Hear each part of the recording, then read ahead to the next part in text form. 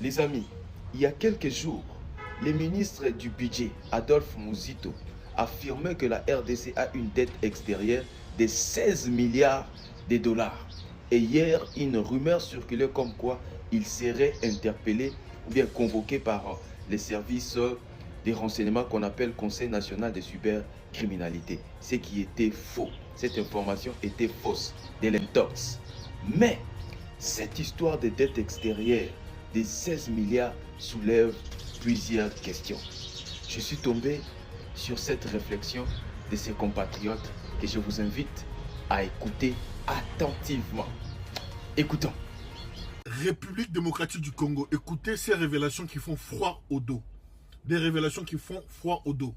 Le ministre actuel du budget, M.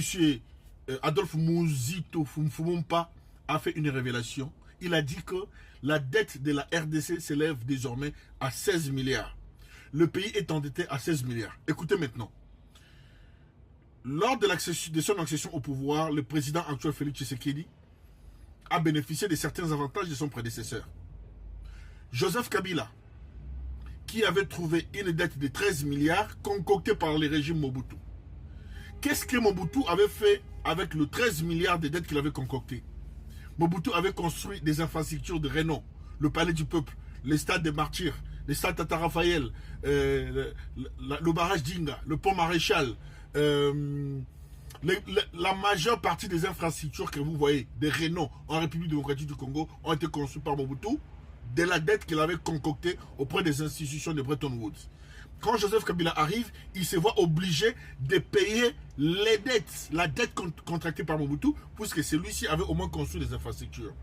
Joseph Kabila, entre 2007 et 2010, réussit à payer une bonne partie des 13 milliards, puisqu'ils ont payé.